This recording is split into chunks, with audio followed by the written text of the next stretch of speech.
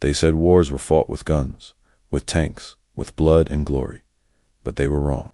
The Second World War was also fought in silence, a war of whispers and shadows, of lies that saved nations and truths that destroyed them. Behind every battle, behind every victory, there were men and women who never wore uniforms, who never appeared in photographs, who never marched in parades. They fought with deception. They killed with information. They conquered with silence. While armies clashed in the mud, these invisible soldiers rewrote reality itself. A farmer from Spain who fooled Hitler, a woman with a wooden leg who made France rise again, a German journalist who saved Moscow from destruction, a physicist who gave mankind the power to end itself. They were spies, double agents, traitors, saviors. They lied for truth. They betrayed for peace. They lost everything so that others could win. And when the war ended, their names disappeared, buried beneath medals, myths, and classified files. But their shadows never left. Their methods built the world we live in. The CIA, the KGB, the Cold War. The endless dance of secrets that still decides our future. This is not the story of soldiers. It's the story of the ghosts who moved the world without being seen. This is the invisible war, the untold history of the spies who changed everything. By the time the Second World War reached its breaking point, armies clashed across continents, empires trembled, and millions died believing the outcome would be decided by guns, tanks, and planes. But in the shadows, far from the thunder of artillery, one man quietly changed the course of history with nothing more than lies. His name was Juan Pujol Garcia. The world would know him as Garbo the spy who deceived Hitler. He wasn't a soldier, nor a trained spy. He was a failed chicken farmer from Barcelona, a man with no wealth, no influence, and no flag to serve.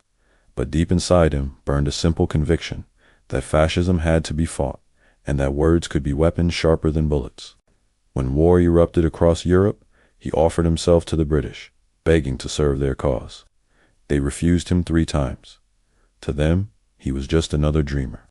So Pujol turned to the enemy. He approached the Germans, pretending to be one of them. With remarkable audacity, he convinced the Abwehr Hitler's intelligence service that he was a loyal Nazi sympathizer living in Britain. He promised to build a network of agents who would feed Berlin every secret of the British Empire. And they believed him. From a small hotel room in Lisbon, Pujol began weaving a masterpiece of deception. With nothing but newspaper clippings, imagination, and instinct, he created an entire army of ghosts. He invented 27 fake agent sailors, soldiers, bureaucrats, and lovers all sending him reports from London.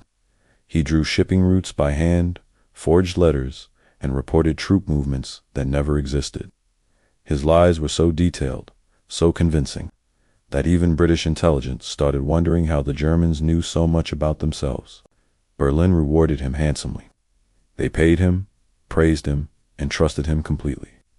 In their eyes, he was one of their most valuable assets. In reality, he was poisoning their intelligence from within. When MI5 finally uncovered his existence, they didn't arrest him, they recruited him. They brought him to London, trained him properly, and gave him a code name that would fit his elegance and patience. Garbo, after the actress Greta Garbo, the master of performance. Under British control, his imaginary network grew stronger. Each of his fictional agents had a life of their own, complete with personalities, backstories, and handwriting. Garbo sent hundreds of coded messages, every one carefully crafted by British intelligence to shape the enemy's perception of reality. It wasn't espionage anymore, it was theater. And then came his greatest act. The Allies were preparing for the liberation of Europe. The invasion of France had to remain a secret, or it would fail before it began. Garbo's mission was clear. Make Hitler believe the invasion would land not in Normandy, but hundreds of miles away in Pas-de-Calais. For months, he fed Berlin a river of lies reports of phantom armies under General Patton, fake convoys, and weather updates describing troops that didn't exist. The Germans believed every word. On June 6, 1944, the largest amphibious invasion in human history began. As Allied troops stormed the beaches of Normandy under fire, Hitler waited. He was convinced the real invasion was yet to come at Calais. For more than a week, his armored divisions and elite forces stood idle, guarding a coastline that no one would attack. By the time the truth reached them, it was too late. The Allies had broken through. Normandy was secure. The war had turned. Historians would later say that Garbo's deception saved tens of thousands of lives. Without him, Hitler might have crushed the invasion in its first hours. Instead, he hesitated, paralyzed by faith in a spy who never existed. For his service, the Germans awarded Garbo the Iron Cross, one of the highest military honors of the Reich. What they didn't know was that only months later, King George VI would decorate the same man with the Order of the British Empire. 2 medals, 2 enemies, 1 invisible hero. After the war, Garbo vanished. Officially, he died in Angola in 1949. But the truth was stranger. He faked his own death, moved to Venezuela, and lived quietly under a new name. For decades, no one knew where he wasn't till a British historian found him alive in 1984. Still smiling, still proud that his lies had helped free Europe. When asked why he did it, his answer was simple: because someone had to. In a war defined by bombs and blood, his only weapon was imagination. He proved that one man, armed with conviction and cunning, could manipulate empires. He turned deception into art and lies into liberation. His story was more than espionage, it was a mirror held up to power, showing how easily truth can be rewritten when men choose to believe. Juan Pujol Garbo didn't just trick Hitler. He exposed him. He revealed the arrogance of certainty, the blindness of authority, and the fragility of every empire built on pride. He died in 1988, far from the battlefields he once reshaped. New parades, new monument, just a quiet grave in Caracas, and a story too incredible to be fiction. But it was real land. It changed history. Today, his operation is still studied in intelligence academies as one of the greatest deceptions ever conceived.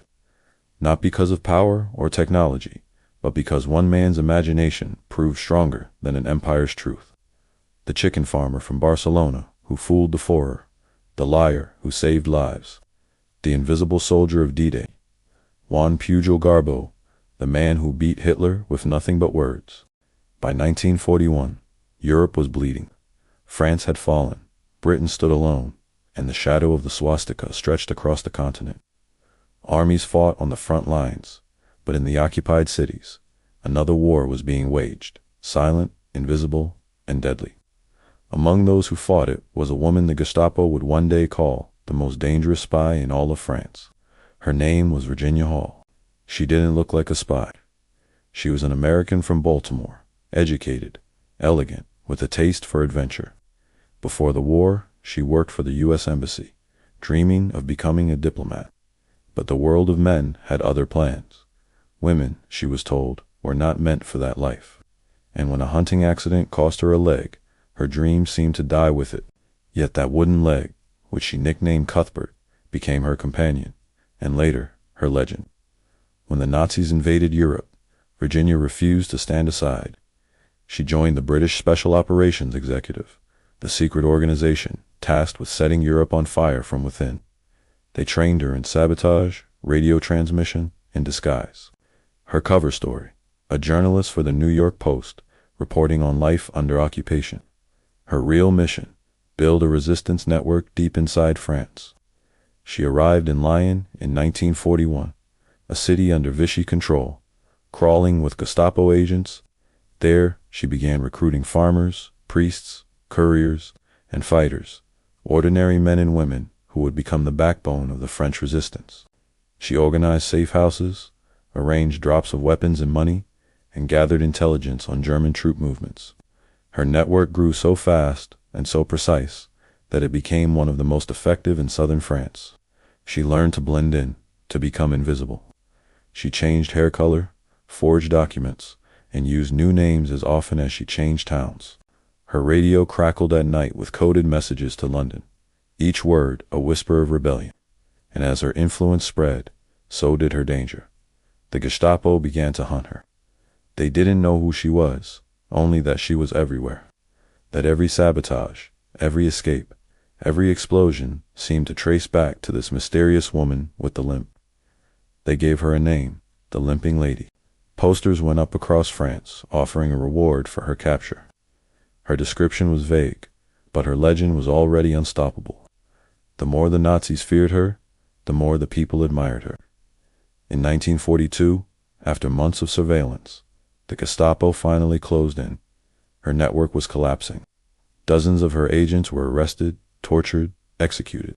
Virginia had to disappear. In the dead of winter, she fled on foot across the Pyrenees into Spain, a brutal journey of over 80 kilometers through snow, ice, and thin mountain air. Every step drove splinters of pain through her wooden leg, but she refused to stop. Cuthbert, she later joked in a message to London, is giving me trouble. She reached the Spanish border half frozen, starving, but alive. Most would have quit there. She did not. Once recovered, she returned to the fight, this time with the newly formed American OSS, the forerunner of the CIA. In 1944, months before D-Day, she was smuggled back into occupied France, disguised as an elderly milkmaid. Her hair was gray, her face wrinkled with makeup, her clothes muddy and torn. No one suspected the frail peasant woman with a wooden leg was coordinating resistance groups across central France. From barns and back rooms, she organized sabotage operations that crippled German supply lines.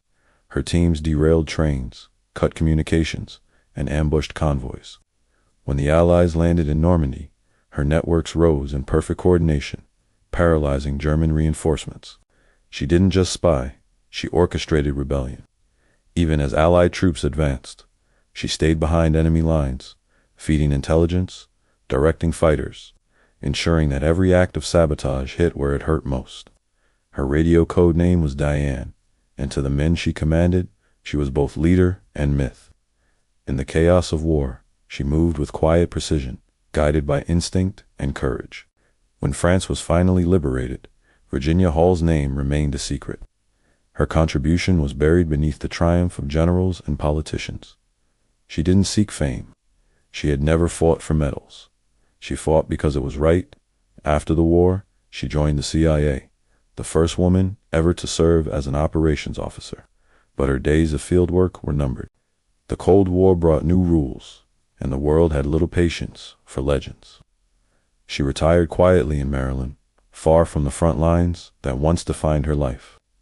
She never spoke publicly about what she did, never published memoirs, never sought credit. To her, the war had simply been a duty. When she died in 1982, most of America had never heard her name. But the files would later reveal the truth, that a woman with one leg, a radio, and unbreakable will had changed the course of a continent. The Gestapo once vowed to find her, to crush the ghost that haunted them. They never did. She had already written her victory in silence, in the courage of those she inspired, and in the liberation of a nation she didn't even belong to. Virginia Hall proved that heroism doesn't need uniforms or medals. It needs heart, and sometimes a wooden leg. The Americans called her the woman who limped to freedom. The French called her La Dame Coy Boitat. History calls her something greater, the woman with the wooden leg who refused to surrender. By the late 1930s, as Europe edged toward chaos, a man lived in the quiet streets of Tokyo who knew more about the coming storm than almost anyone on earth. He was tall, charming, and fluent in 6 languages. He drank hard, rode motorcycles, seduced diplomats, wives, and spent his nights in smoky bars discussing politics with men who had no idea who he truly was. His name was Richard Sorge, and he was Stalin's invisible eyes in the Far East. He was born in Baku, raised in Germany, and shaped by war. As a young soldier in the trenches of World War I, he was torn apart by an artillery shell. The pain left him with a limp and a hatred, not for his enemies, but for the blindness of nations. When the war ended, he turned to Marxism, convinced that truth lay in revolution.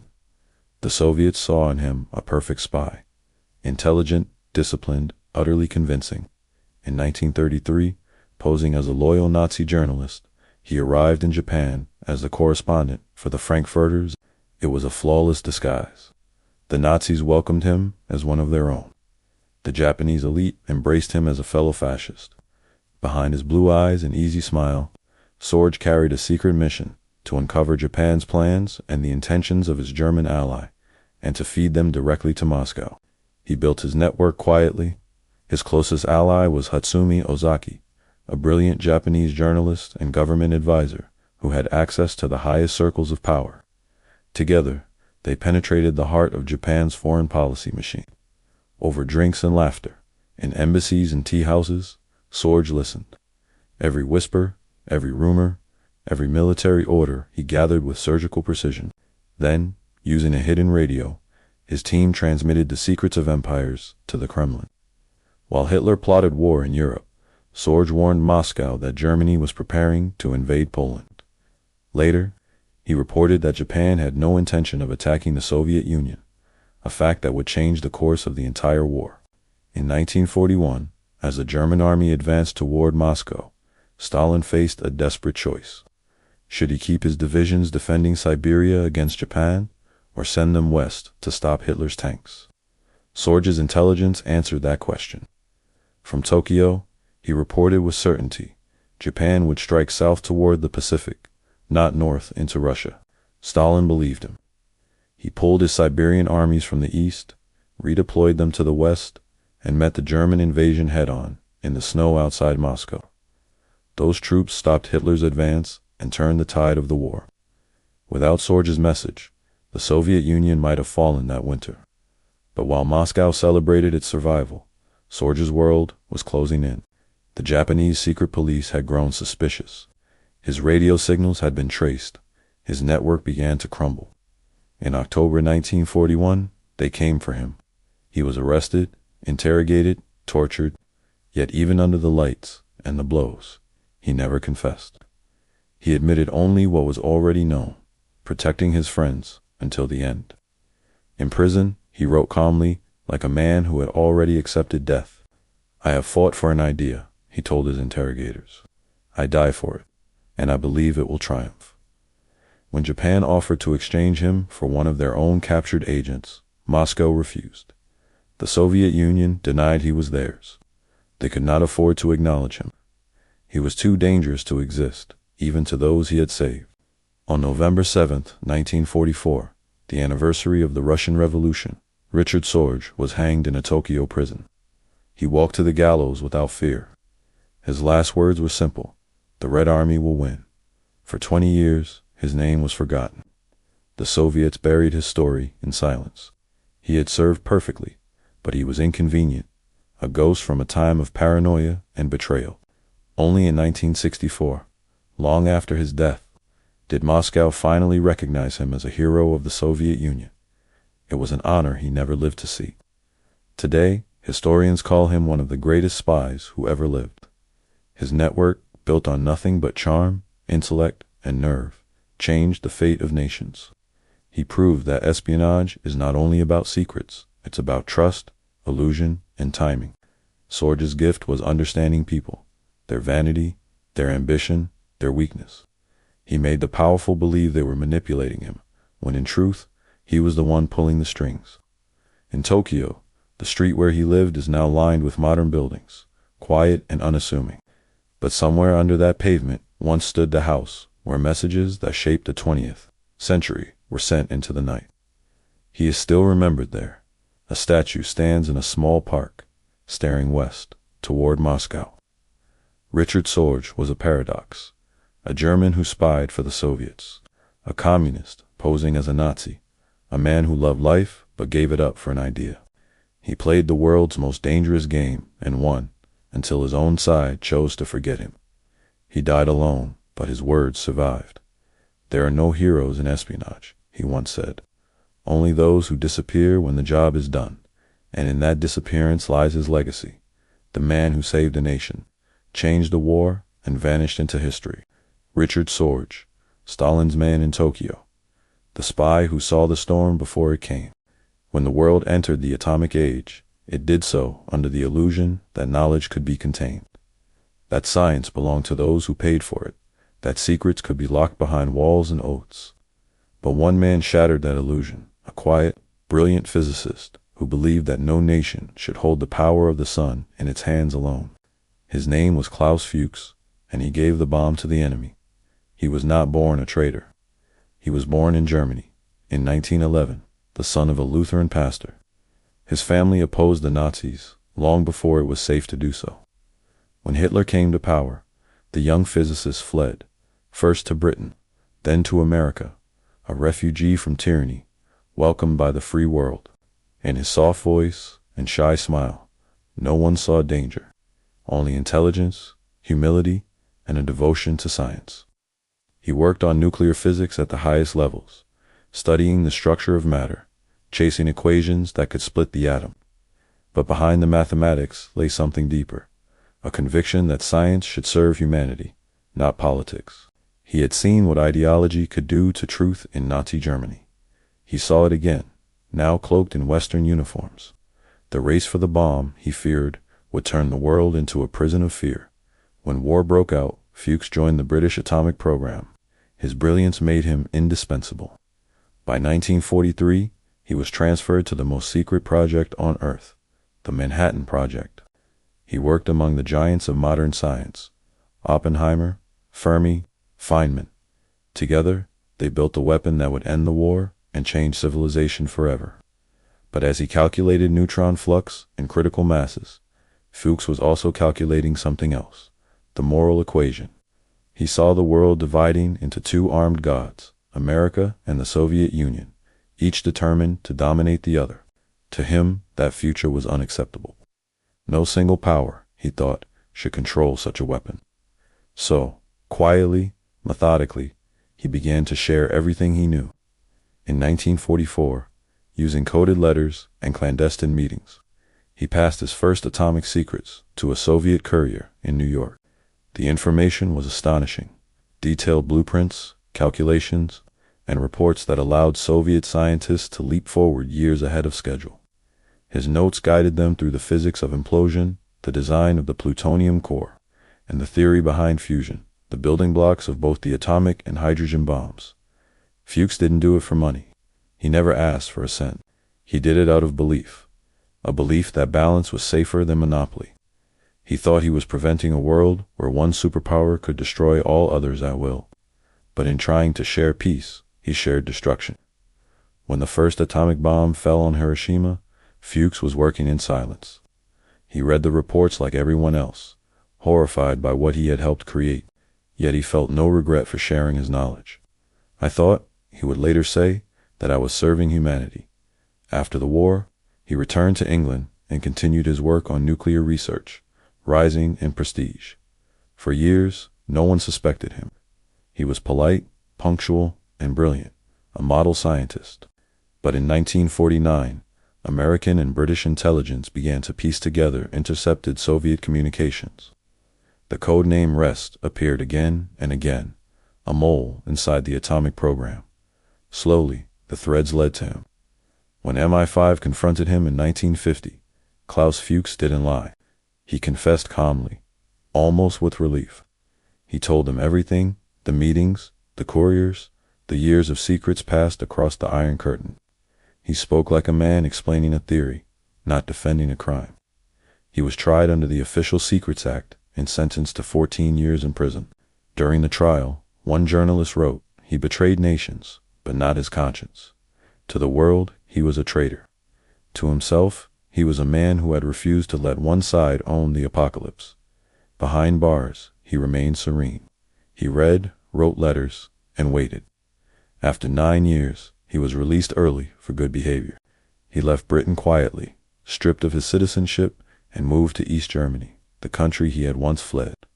There, he continued to work in nuclear physics until the end of his life, decorated by the communist regime he had helped empower. He died in 1988, old and unrepentant. When asked in his final interview if he regretted what he had done, he answered simply, "No, I believed I was right. I still do. History would judge him harshly." To some, he was the man who started the Cold War, the scientist who armed Stalin and doomed generations to nuclear fear. To others, he was a visionary who saw equality where others saw dominance, a man who believed balance was justice, even if it meant betrayal.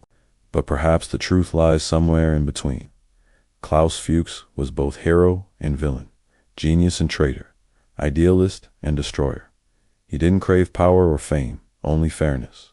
Yet in trying to make the world safer, he made it more dangerous. His actions forced humanity into an age where survival depended not on morality, but on deterrence. In the end, his life was the paradox of science itself, the pursuit of knowledge colliding with the weight of conscience. He proved that intelligence without wisdom is a weapon, and that the line between good and evil can be drawn with a pencil on a scientist's notebook.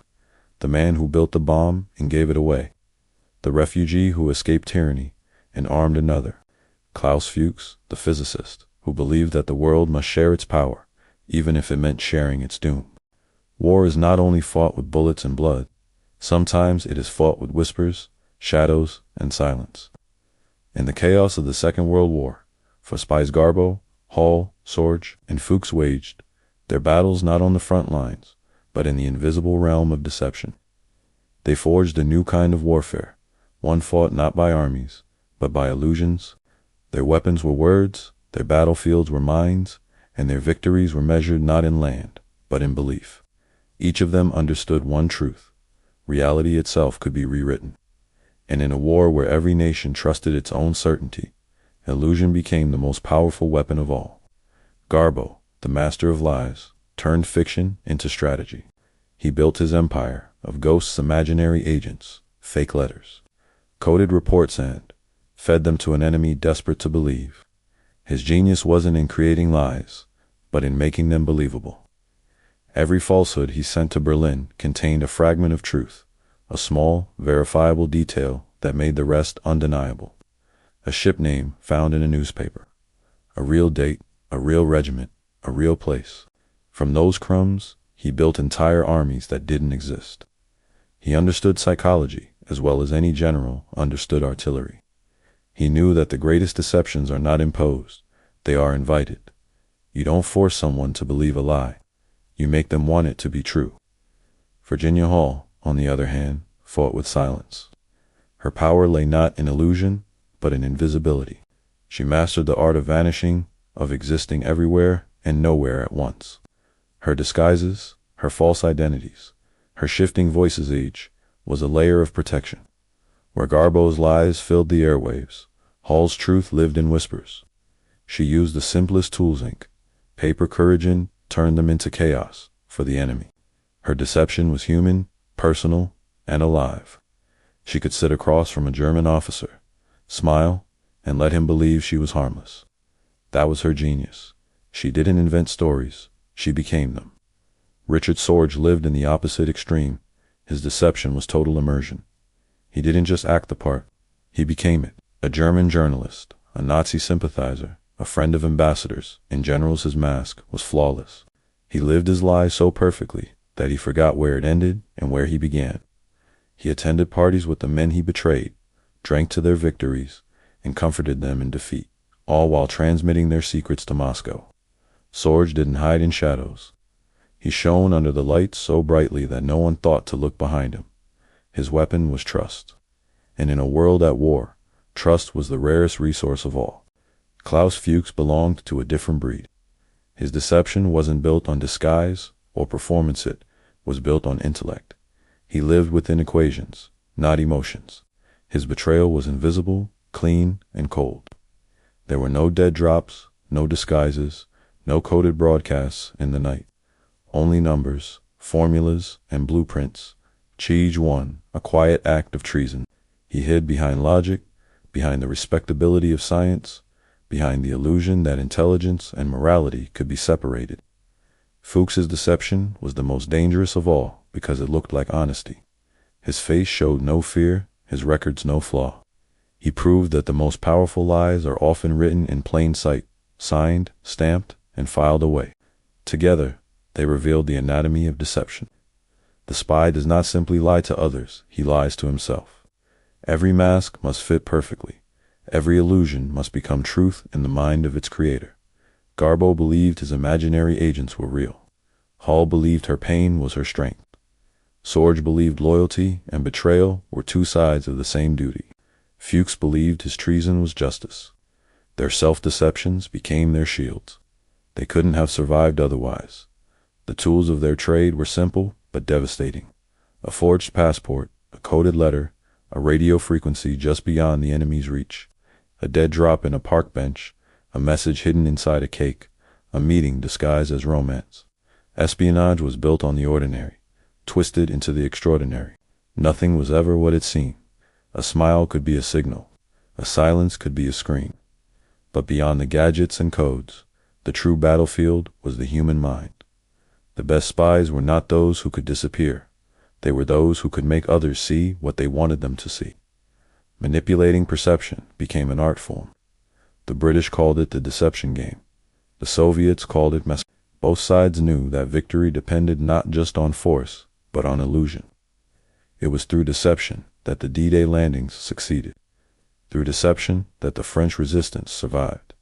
Through deception that Moscow was saved from collapse. And through deception that the world entered the nuclear age.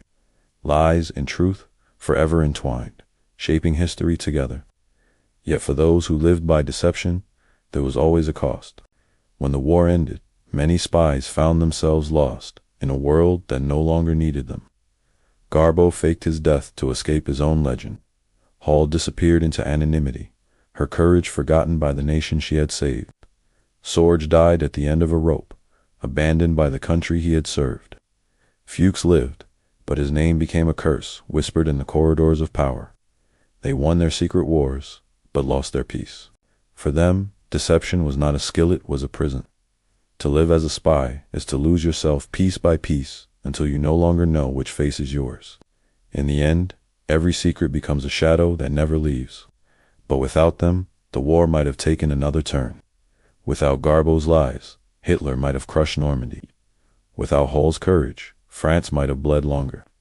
Without Sorge's message, Moscow might have burned. Without Fuchs's betrayal, the world might have lived in a different kind of darkness.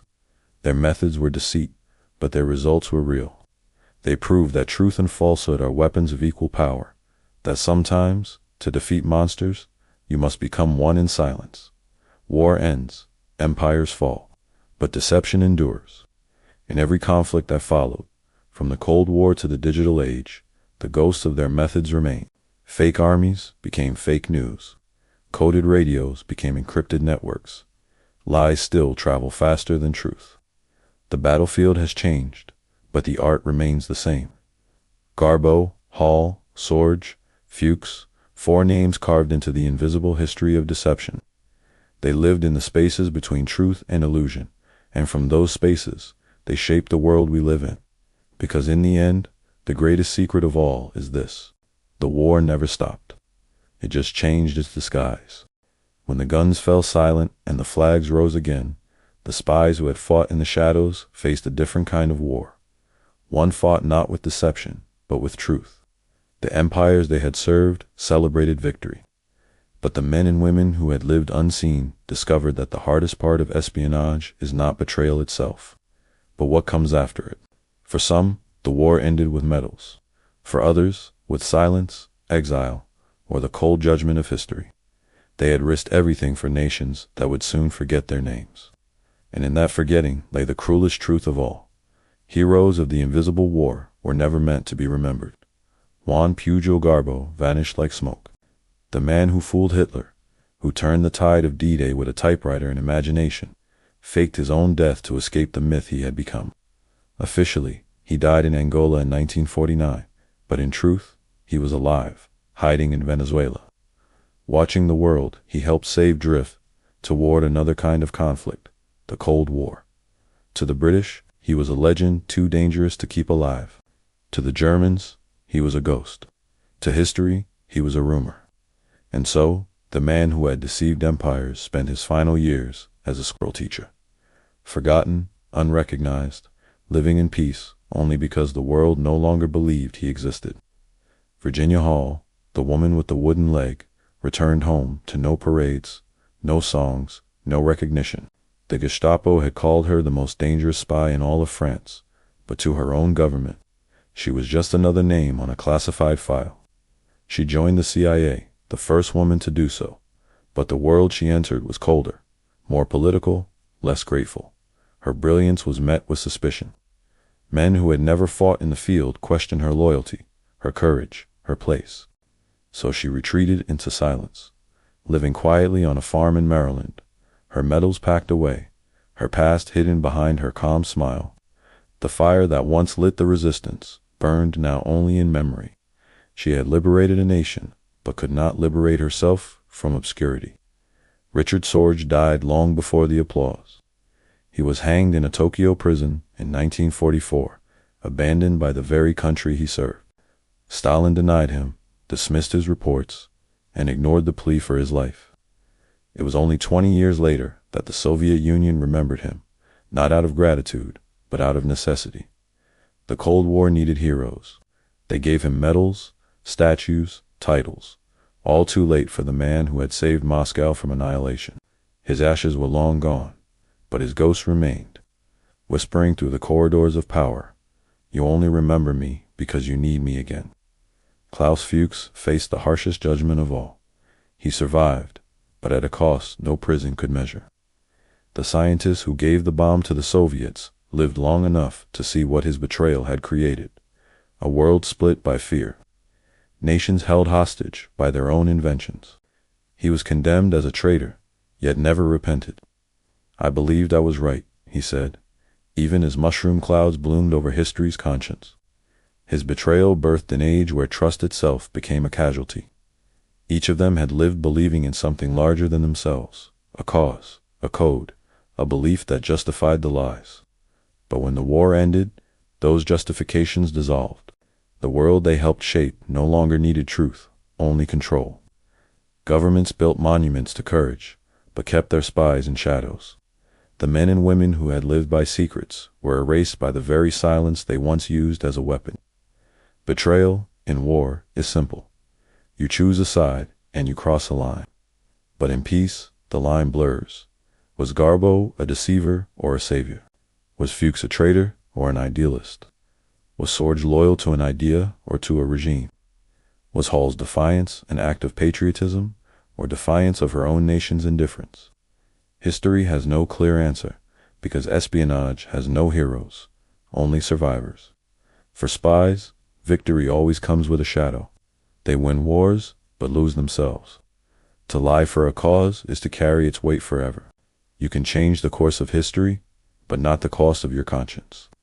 In the quiet after the war, when the guns were silent and the lights returned, many of them heard the same sound, not applause, but emptiness. Some tried to rebuild their lives. Garbo taught children, telling them stories without ever revealing the truth. Hall tended her garden, her limp barely noticeable, her radio long silent. Fuchs worked in East Germany under the same system he once claimed to resist. Sorge, the man who knew too much, slept beneath a stone inscribed with his name, honored by the state that had abandoned him. The irony of espionage is that the same nations that depend on lies cannot live with them afterward. The spies who serve in darkness are rewarded with isolation. They are too dangerous to celebrate, too useful to forget. So history buries them beneath medals and myths, never quite certain whether to thank them or curse them. And yet, without their betrayals, the world might not exist as it does today. Without Garbo's deceit, Hitler might have won. Without Hall's defiance, France might have remained enslaved. Without Sorge's truth, Moscow might have fallen. Without Fuchs's equations, the balance of power might have shattered. Each betrayal became a strange kind of salvation. In their stories lies a paradox. To save others, they had to destroy something within themselves. To protect truth, they had to live in lies. To serve their nations, they had to be disowned by them. Espionage is not heroism. It is sacrifice disguised as sin. The war ended, but their war never did. It lived on in their memories, in the faces of those they deceived, in the silence that followed every coded word. They carried that silence to their graves, each one haunted by the same invisible question. Was it worth it? History may never answer. But one thing is certain. Without them, the world would not have survived its own madness. They were the ghosts who shaped peace, the betrayers who preserved truth, the liars who made victory possible. They lived and died in contradiction. And perhaps that is what makes them unforgettable. Because in the end, every war leaves its soldiers. But only the war in the shadows leaves its ghosts. When the Second World War ended, the world believed peace had returned. Cities were rebuilt, flags were raised, and people dared to dream of a future without fear. But beneath the surface, a new kind of war had already begun, silent, invisible, and eternal. It was not fought in trenches or skies, but in back rooms, embassies, and whispered phone calls. It was the war of secrets, and the ghosts of World War II had given birth to it. The men and women who had fought in the shadows had shown that information was the new weapon of power. Armies could conquer land, but spies could conquer perception. Governments learned that truth could be manufactured, that nations could be controlled not by force, but by what they believed. From that revelation, the modern world of espionage was born. In the ashes of Europe, new institutions rose from the lessons of deception. In America, the Office of Strategic Services became the Central Intelligence Agency, the CIA. In the Soviet Union, the NKVD evolved into the KGB. The British polished their own invisible empire through MI6. And every superpower that followed would copy them, each trying to master the same dark art, to see everything, know everything, control everything. Garbo's ghost lived in their playbooks. His art of illusion, inventing networks, creating false realities, became the foundation of Cold War strategy. The CIA and MI6 studied his operations as masterpieces. They learned how to plant stories in enemy ears, how to manipulate maps and minds. He had shown them that wars could be won not by strength, but by belief. In every deception, operation that followed, from the Cuban Missile Crisis to modern cyber warfare, Garbo's fingerprints remain. Virginia Hall's legacy was quieter, but no less powerful. In a world built by men, she proved that courage had no gender. Her work inspired the inclusion of women in intelligence operations around the world. She taught the agencies that espionage wasn't about muscle or power, but about patience, intuition, and will. Her methods of infiltration, communication, and disguise became the template for countless field agents who would follow her path through the jungles of Vietnam, the streets of Berlin, the deserts of the Middle East. She never sought fame, but her shadow stretched far beyond her time. Richard Sorge's lessons were carved into the Soviet psyche. His success and his betrayal by his own nation taught the KGB that loyalty could not be trusted, not even in victory. The Soviet intelligence apparatus was built on both admiration and paranoia of men like him.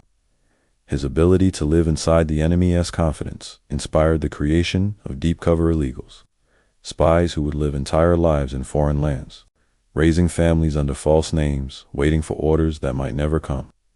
Sorge had shown that the most powerful spy is not the one who hides, but the one who is seen and never suspected. And then there was Klaus Fuchs. His equations shaped not only the bomb, but the balance of the world. His betrayal gave the Soviet Union its atomic weapon, creating a global stalemate that defined the next half-century. Fear replaced faith. Power replaced peace. The world entered an age where survival depended not on victory, but on deterrence. His choice ensured that no single nation could ever dominate. But it also condemned humanity to live forever beneath the shadow of its own genius. Together, their legacies built a blueprint of the Cold War, a conflict without fronts, where every nation spied on every other, and truth became just another currency. The invisible war they had begun never ended. It merely changed its disguise. The 20th century became a theater of secrets. Propaganda replaced armies, lies became weapons. Newspapers, radio, and television turned into battlefields of influence. From Berlin to Washington, from Moscow to Havana, men in suits replaced men in helmets. The enemy was no longer across the border, but across the table. In time, the lines blurred even further. The tools of deception evolved. Satellites replaced couriers, computers replaced codebooks, and the radio Garbo once used to save D-Day became the ancestor of the global networks that now shape perception itself. The age of espionage gave way to the age of information, but the game remained the same. Control what people believe, and you control the world. The legacy of the invisible war is not written in blood or stone, but in silence. It lives in the way nations speak without speaking, in the stories the public never hears, in the quiet rooms where history is still rewritten before it happens. Every scandal, every leak, every operation that shapes geopolitics today carries the DNA of those wartime spies who proved that truth is only as strong as those who guard it. But their legacy is also a warning. They showed us that secrecy, once unleashed, cannot be contained. The same systems built to protect democracy became the tools to manipulate it. Surveillance became constant, privacy became fragile, and the line between safety and control blurred into one long shadow stretching across every border. Garbo taught the world how to lie convincingly. Hall taught it how to resist fear. Sorge showed how trust could destroy empires.